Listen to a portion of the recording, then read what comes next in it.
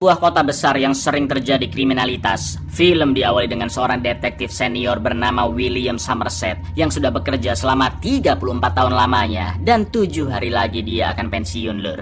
Tentunya Somerset sudah mengalami berbagai macam kasus pembunuhan dari yang biasa, luar biasa sampai yang paling mengerikan sekalipun. Hari itu Somerset menginvestigasi kasus seorang pria yang tewas ditembak istrinya sendiri akibat pertengkaran.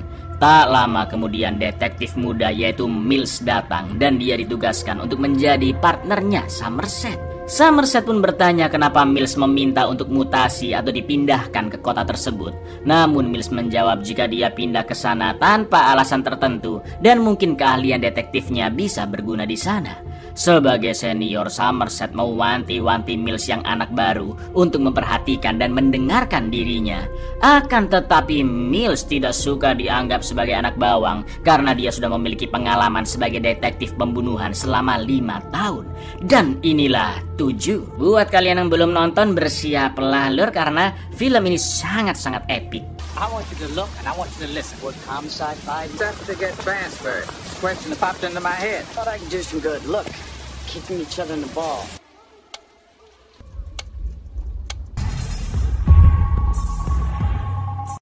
Keesokan paginya, tepatnya di hari Senin, Mills pun pamit ke istrinya Tracy untuk pergi bekerja. Mills dan Somerset mendatangi kasus berikutnya, yaitu tewasnya seorang pria super duper obesitas yang sangat misterius. Kaki dan tangannya diikat, mukanya tercelup ke piring berisi spaghetti, sedikit memar di kepala, dan ember full muntahan di bawahnya. Sampai-sampai banyak kecoa berkeliaran saking joroknya rumah tersebut, lur.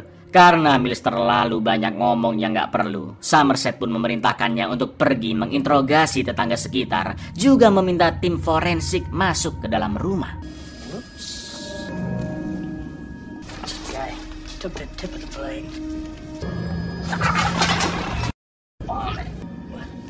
Send in forensics on your way out. Detective Mills, would you go help the officers question the neighbor?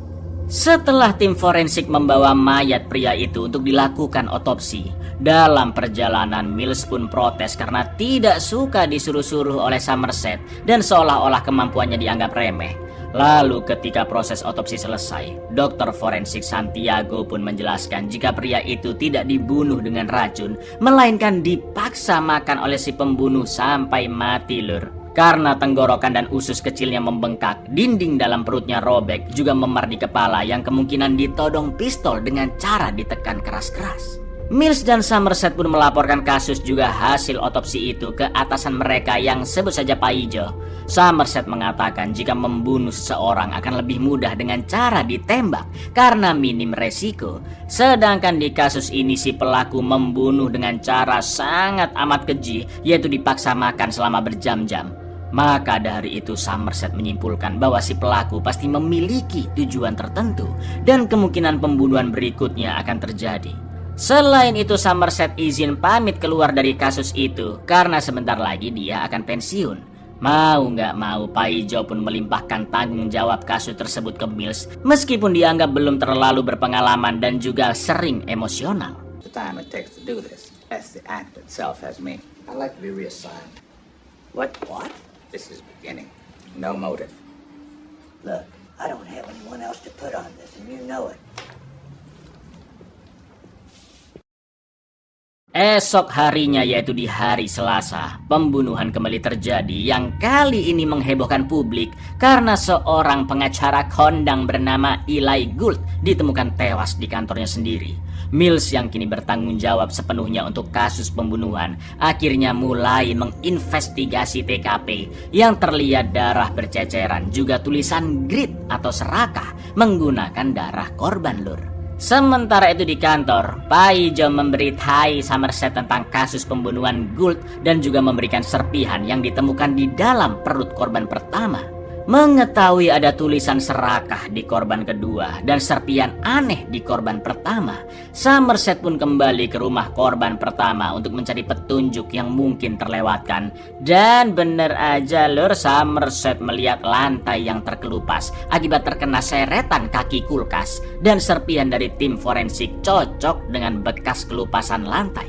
Somerset pun akhirnya menarik kulkas tersebut dan dia pun menemukan sebuah petunjuk di tembok belakang kulkas, yaitu kata-kata di secari kertas dan tulisan gluttony atau rakus menggunakan lemak dari korban-korban mas-mas obesitas.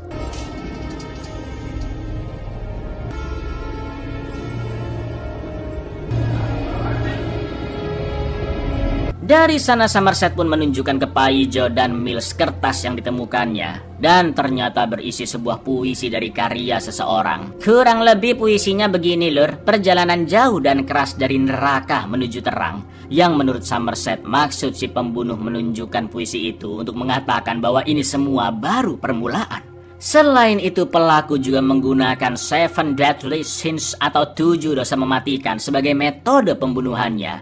2 dosa sudah dipakai yaitu rakus dan serakah. Sedangkan 5 dosa lainnya adalah malas, murka, bangga, nafsu, dan iri dengki.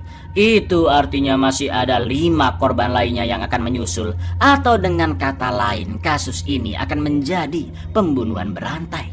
You can expect 5 more of these.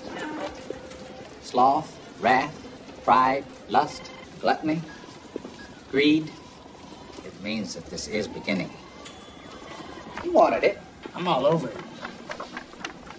Malam itu Somerset pergi ke perpustakaan untuk membaca buku tentang 7 dosa mematikan, lalu mengkopi bagian-bagian pentingnya dan diletakkan ke meja kerja Mills agar bisa dijadikannya bahan referensi kasus. Sedangkan Mills mencari petunjuk-petunjuk lain dari foto-foto kedua korban untuk mengetahui apa motif pelakunya.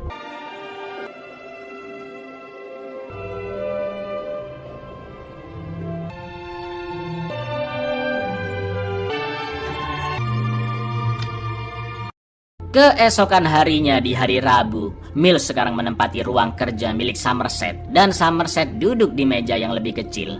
Tak lama kemudian istri Mills yaitu Tracy menelpon dari telepon rumah ke telepon kantor tentunya lur ya, karena saat film ini dibuat yaitu tahun 1995 sangat-sangat jarang yang punya HP ya kan. Tracy mengundang Somerset untuk makan malam di rumah mereka. Jelas maksud Tracy mengundang Somerset makan malam karena dia tahu hubungan kerja dengan suaminya kurang baik dan acara makan-makan itu bisa menjalin kedekatan emosional mereka berdua lur. Setelah pulang kerja, Somerset pun datang ke rumah Mills dan Tracy yang berada di pinggir rel kereta bawah tanah. Mereka bertiga mulai makan bersama sambil ngobrol ngalor ngidul, tertawa-tawa, dan ternyata Mills sudah pacaran dengan Tracy sejak SMA. Sangat-sangat jarang orang-orang di Amrik memiliki komitmen hubungan sekuat dan selama itu ya kan lur. Sedangkan Somerset memutuskan untuk hidup sendirian karena siapapun orang yang berada di dekatnya selalu menganggap Somerset pria yang menyebalkan. I understand you two were high school sweethearts. I knew on our first date. Anyone who spends a significant amount. Very, very true. I was close once. Just didn't happen. Subway. It'll go away in a minute. Setelah itu Mills dan Somerset pun lanjut membahas seputar kasus, di mana menurut Mills si pelaku kemungkinan menyelinap masuk ke kantornya Gould dan membunuhnya saat dia kerja lembur. Terlihat di foto bahwa Gould diikat, namun tangan kanannya dibiarkan bebas sambil memegang pisau. Lalu Gould pun dipaksa menyayat daging di perutnya sedikit demi sedikit hingga mencapai setengah kilo dan dia pun tewas kehabisan darah. Juga ditemukan seonggok puisi yang isinya kurang lebih mengatakan jika daging setengah kilo itu sebagai bentuk penebusan dosa Gould karena suka memakan uang panas. Mills yang membaca artikel-artikel 7 dosa mematikan dari Somerset sudah mencari tahu tentang sejarahnya. Yang dulu saat abad pertengahan 7 dosa mematikan sering dikotbahkan agar manusia-manusia pendosa mau bertobat.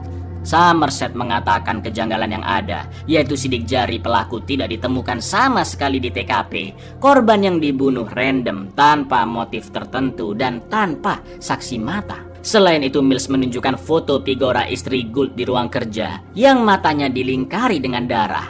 Di hari pembunuhan istri Gould berada di luar kota dan sekarang dia sudah dipindahkan ke suatu tempat dengan penjagaan ketat demi keamanannya. No fingerprints. Totally unrelated victim. No witnesses. Gould was bound. Right arm was left free. He was handed a... He's preaching. Punishment. So we're about atonement for sin. Gould's wife. She was out of town at the time. Put her in a safe house. Gak pakai lama, malam itu juga mereka berdua menemui istri Gould untuk mengamati setiap foto TKP pembunuhan. Siapa tahu dia menemukan kejanggalan. Tentunya istri Gould tidak bisa fokus mengamati karena dia masih berduka dan terus menangisi kematian tragis suaminya.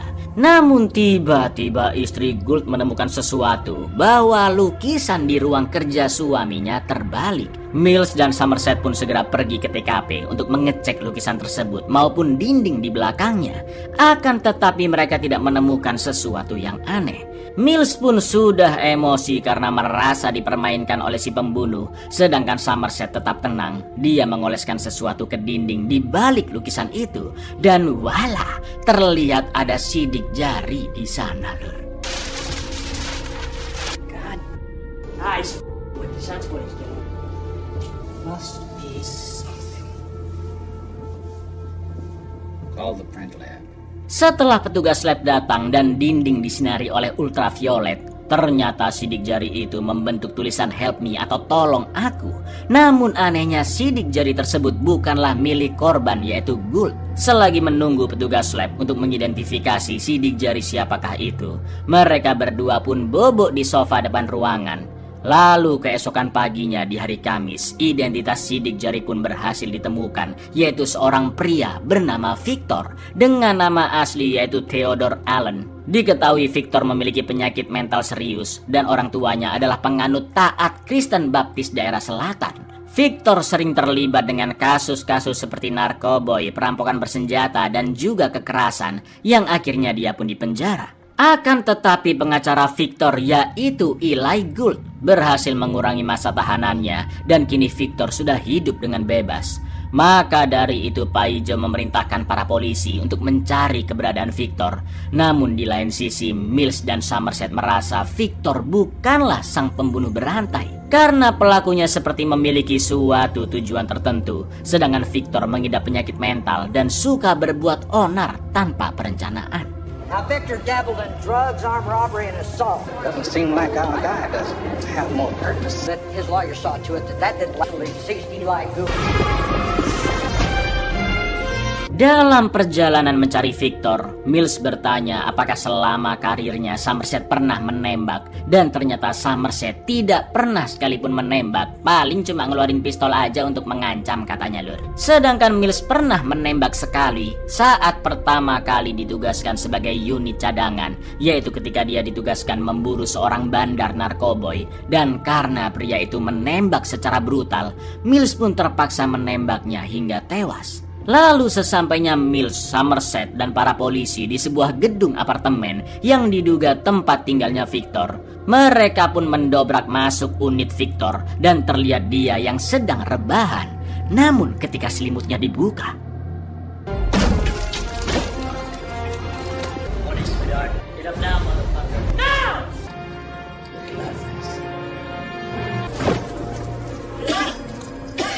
iya, Victor sudah tewas dengan kondisi mengerikan. Tubuhnya yang terikat mulai membusuk. Selang untuk kencing ada suntikan di tubuhnya dan satu tangannya dipotong untuk digunakan si pembunuh menempelkan sidik jari di ruang kerjanya Gould. Jelas sebagai korban ketiga ada dosa berikutnya yang tertulis yaitu sloth atau pemalas. Kedua detektif ini pun menemukan foto-foto Victor dengan posisi rebahan yang sama. Dari awal dia masih sehat bugar jasmani rohani 1 tahun lalu sampai ke kondisi mengenaskan saat ini. Lalu tiba-tiba This picture was dated 3 days ago. This must be the first one. Call an ambulance. Or should be more like it. Also forensics. What's going on here? ternyata Victor masih hidup dan segera dibawa ke rumah sakit. Mills pun semakin emosi karena merasa dipermainkan oleh si pembunuh. Apalagi ada mas-mas fotografer memfoto-foto TKP, yang mana itu semakin membuat Mills jengkel dan wartawan itu pun langsung diusir. Setelah dokter memeriksa kondisinya Victor, dia menjelaskan bahwa Victor dalam kondisi sakaratul maut dan tidak bisa berbicara karena lidahnya sudah dia kunyah sendiri. 1 tahun lamanya Victor dipaksa rebahan seperti pemalas dengan cara diikat sampai otot-otot dan tulang belakangnya rusak. Juga ada racikan obat bius dan antibiotik yang terus-menerus disuntikan agar membuatnya tetap hidup. Which it is. He chewed off his own tongue long ago. Tests show a whole smorgasbord of drugs in his system. Experienced about as much pain and suffering as anyone I've encountered. Saat pulang ke rumah, Somerset mendapatkan telepon dari Tracy yang ingin bertemu untuk curhat karena Somerset sudah mengenal kondisi kota sangat lama. Esok paginya di hari Jumat, Tracy dan Somerset pun bertemu di warkop terdekat. Tracy mengatakan jika dia tidak suka tinggal di kota tersebut, dan sebagai guru SD di kota sebelumnya, Tracy mencoba mencari loker di sekolah-sekolah sekitar sana, namun kondisinya sangat-sangat buruk. Selain itu, Tracy memberitahu jika dia sedang mengandung lur, namun Mills belum mengetahuinya. Karena selain tidak ingin membebani pikiran suaminya yang sibuk bekerja, Tracy juga takut anaknya tumbuh di lingkungan yang buruk. Somerset pun menceritakan kisah asmaranya dahulu, di mana pacarnya atau calon istrinya juga hamil, dan Somerset memiliki ketakutan yang sama seperti Tracy. Pada akhirnya hubungan mereka pun berakhir, dan kini Somerset sangat menyesalinya. Maka dari itu Somerset hanya bisa menyarankan jika Tracy tidak menginginkan bayinya lahir, maka jangan pernah beritahu Mills tentang kehamilannya. Namun jika Tracy sangat menginginkan bayinya, maka rawat dan manjakanlah di setiap kesempatan yang dia punya. David and I are gonna have a baby, I don't think I'm the one to talk. but the conditions here are horrible. We got pregnant. How can I bring a child into a world? But if you choose to have this baby, spoil that kid if it... Dari sana Somerset pun lanjut bekerja dan berdiskusi dengan Mills. Menurut Somerset, semua pembunuhan ini sudah direncanakan sangat matang oleh si pelaku. Karena seolah-olah polisi diberi petunjuk untuk menemukan Victor tepat 1 tahun sejak dia disiksa. Setelah itu Somerset mengajak Mills pergi ke perpus untuk mengumpulkan artikel-artikel penting dan lanjut nongkrong di warkop untuk menemui kenalannya Somerset, yaitu karyawan di biro FBI. Usut punya usut lur, biro FBI telah terhubung ke sistem perpustakaan dan data-datanya direkam. Somerset menganggap si pembunuh bisa jadi meminjam buku perpus yang berkaitan dengan 7 dosa mematikan, dan tentu data dirinya akan terekam. Tak lama kemudian teman Somerset pun datang memberikan data orang-orang peminjam sesuai judul-judul buku yang diberikan oleh Somerset tadi. Setelah diteliti, ketemulah nama seorang pria yaitu Jonathan Doe atau John Doe yang telah meminjam buku tentang 7 dosa kematian. Saat itu juga mereka langsung pergi ke apartemen John Doe sesuai alamat yang tertera. Namun Mills merasa penyelidikan seperti ini tidak akan berguna karena kalau beneran dia pembunuhnya lur, kalau dia jualan tempe bacem kan buang-buang waktu mereka. Lalu ketika mereka mengetok pintu apartemen John Doe, dari ujung koridor terlihat seorang pria yang baru pulang belanja dari Indomaret cabang Amrik, dan tiba-tiba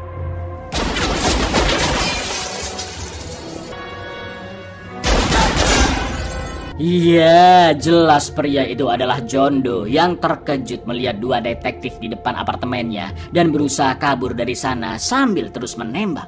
Mills pun terus berlari mengejarnya yang kabur lewat jendela, masuk ke gedung di seberang dan turun lewat tangga darurat. Sementara Somerset menyusul lewat pintu yang lain. Sampai akhirnya Mills masuk ke sebuah gang dan John Doe yang bersembunyi di atas mobil langsung memukul kepalanya. Dalam kondisi hampir pingsan, John Doe menodongkan pistolnya ke Mills. Namun karena Somerset datang, John Doe pun langsung pergi dari sana.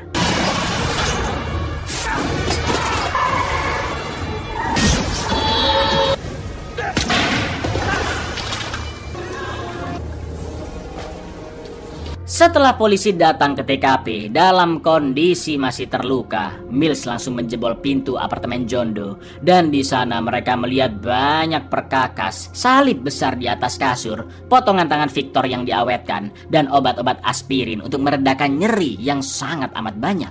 Somerset pun masuk ke ruangan yang penuh dengan buku. Juga ada catatan milik John Doe yang berisi gambar-gambar mengerikan dan tulisannya sangatlah rapi lur. Sedangkan Mills menemukan ruangan berisi foto-foto korban sebelumnya, dan ternyata John Doe adalah mas-mas fotografer yang nyelonong masuk ke TKP sebelumnya karena di dalam bathtub terdapat foto Mills saat mengusirnya.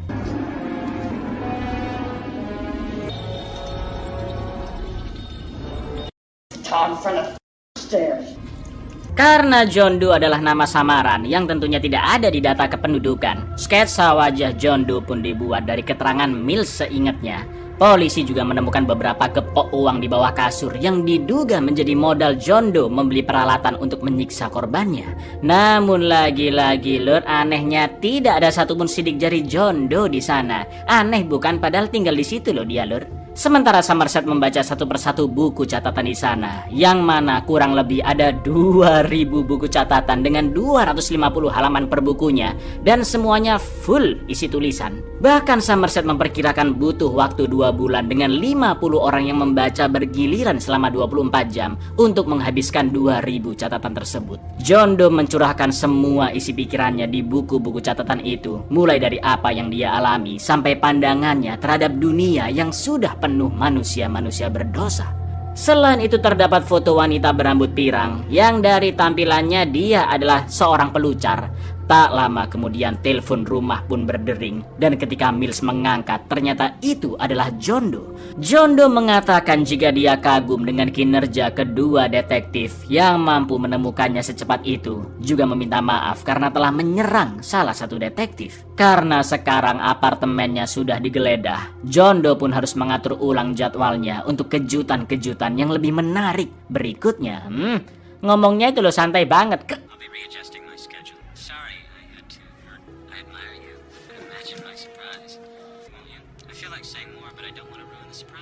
Who's the blonde?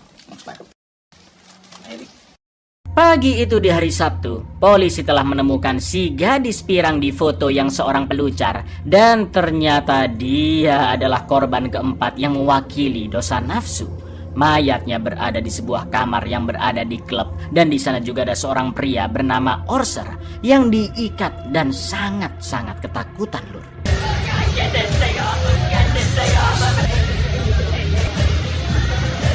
Somerset pun menginterogasi Orser, sedangkan Mills menginterogasi pemilik klub. Si pemilik klub mengaku tidak tahu apa-apa, dan dia juga tidak bisa mengecek satu-satu orang yang masuk ke klubnya dengan sangat detail, karena setiap harinya banyak pengunjung yang membawa barang, bahkan sampai ada yang membawa koper. Jadi si John Doe juga santai-santai aja masuk karena dia tahu klub tersebut minim pengawasan. Sementara itu Orser tremor saking ketakutannya dengan apa yang barusan dia alami, karena ternyata John Doe telah memaksa Orser untuk memakai, ini Lur, anu-anuan tapi pakai pisau. Terus dipaksa mengasli oleh si cewek pirang atau mulutnya akan ditembak. Luar biasa, edan ya kan, sumpah. She was just sitting on the bed. The gun was in my throat, and I did. I f***ed her. A thing on me, and he made me wear it. Sepulangnya ke rumah, Mills yang sudah begitu lelah pun langsung memeluk istrinya, sedangkan Somerset ya kasihan sendirian dia kan. Lalu esok paginya di hari Minggu, polisi mendapatkan telepon 911 dari John Doe yang memberitai jika dia sudah melakukan pembunuhan lagi. Kali ini korbannya adalah seorang wanita cantik nan kaya yang tewas di atas kasur mewahnya dalam kondisi wajah cantiknya dihancurkan, Lur. Ya, betul. Dosa yang dipakai John Doe kali ini adalah pride atau kebanggaan. Meski hari itu adalah hari terakhir Somerset bekerja, namun dia ingin menyelesaikan kasus tersebut dan berharap John Doe bisa segera ditangkap. Lalu ketika Mills dan Somerset baru aja kembali ke kantor, tiba-tiba muncul seseorang yang berteriak memanggil mereka. Bajunya penuh darah dan jari-jarinya ditutupi oleh perban. Tak lain tak bukan, dia adalah John Doe, Lur.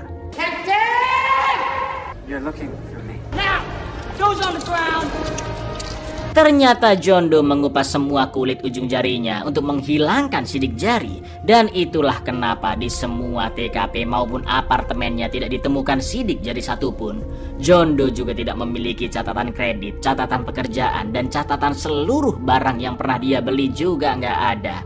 Maka dari itu polisi menyimpulkan John Doe adalah orang yang cukup kaya, berpendidikan tinggi, namun sangat sinting, Lur. John Doe yang menyerahkan dirinya juga sangat janggal karena pasti ada maksud tersembunyi dan harusnya masih ada 2 pembunuhan lagi untuk melengkapi mahakaryanya. Setelah itu sesuai permintaan, pengacara John Doe pun datang. Dia memberitahu jika kliennya aka John Doe mengatakan bahwa masih ada 2 mayat lagi yang disembunyikan.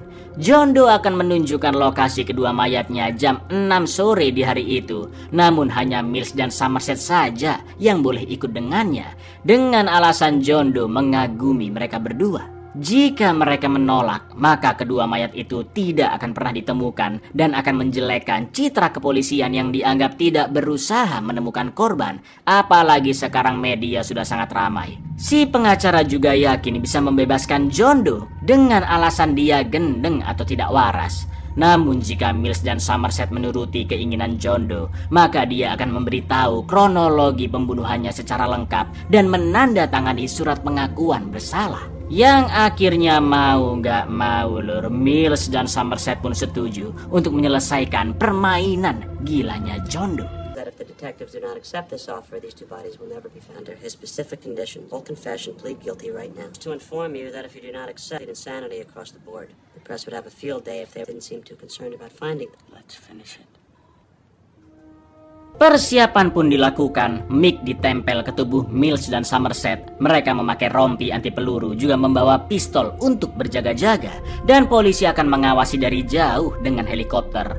Kedua detektif ini pun akhirnya membawa John Doe pergi ke lokasi persembunyian mayat, tentunya dalam keadaan masih diborgol kaki dan tangannya. Dalam perjalanan, Somerset pun bertanya siapakah John Doe sebenarnya, dan John Doe mengatakan tidak penting siapa jati dirinya karena dia hanya ingin menyelesaikan mahakaryanya yang pasti akan diingat semua orang. Sambil mengejek, Mills tidak merasa karya John Doe istimewa dan menganggapnya sebagai orang sinting. Menurut John Doe, orang-orang tidak akan paham apa yang dilakukannya dan merasa dirinya telah dipilih oleh Tuhan untuk berkhotbah dengan cara seperti ini. John Doe mengatakan jika orang-orang yang dibunuh memang mewakili dosa-dosa mematikan dan simbol dari betapa kotornya dunia ini. Pria obesitas yang dianggap sangat menjijikkan, rakus tanpa mempedulikan tubuhnya yang banyak penyakit dan selalu dicemooh orang. Si pengacara yang serakah akan harta, mendapatkan uang dengan cara berbohong dan membebaskan yang bersalah. Pengedar narkoba yang hidupnya sangat malas dan memilih menjadi kriminal untuk mendapatkan uang secara instan. Mbak-mbak pelucar yang begitu nafsu duniawi hingga menyebarkan banyak penyakit. Dan wanita yang terlalu bangga dengan kecantikannya. Operasi sana-sini hanya untuk dipuji oleh banyak orang. John Doe ingin memberikan contoh ke masyarakat, dan apa yang dilakukannya sekarang akan direnungkan, dipelajari, dan diteladani selamanya. Itulah kenyataannya lur, bahwa 7 dosa mematikan ada di mana-mana, ada di sekitar kita. Namun kita semua memakluminya. See, I really can't.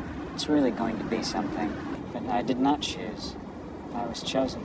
And what I've done is going to be puzzled over and studied, followed. Setelah itu John Doe mengatakan jika seharusnya Mills dan Somerset berterima kasih kepadanya karena setelah karyanya selesai mereka pasti akan dikenang.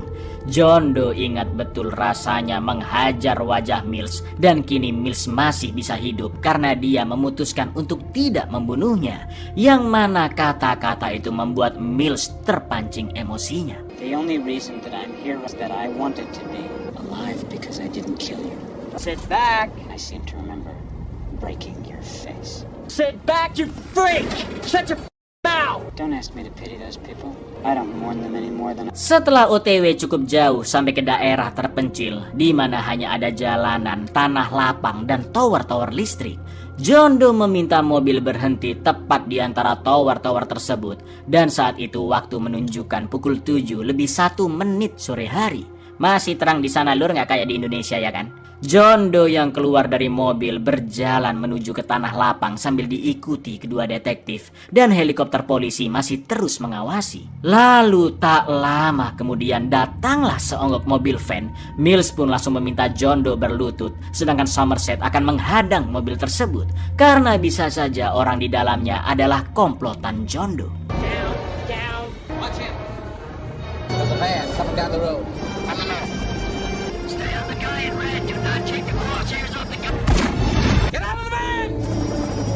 Seorang pria dipaksa turun oleh Somerset sambil menaruh tangannya di kepala. Pria itu sangat ketakutan dan tidak mau ditembak karena dia hanya kang paket yang dibayar $500 oleh seseorang untuk mengantarkan paket atas nama Detektif David Mills ke lokasi tersebut tepat jam 7 sore. Paket itu berupa sebuah kotak kecil dan polisi-polisi di helikopter pun yang curiga isinya adalah bom segera menghubungi tim penjinak.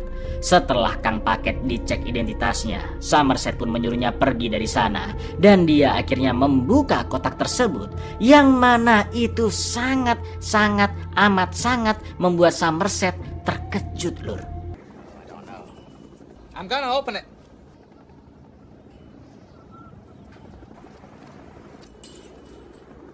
When I said I admired you, I meant what I said. Dari jauh Mills kebingungan apa isi dari kotak itu dan Somerset segera berlari ke arah Mills sambil berteriak agar Mills melempar jauh-jauh pistolnya.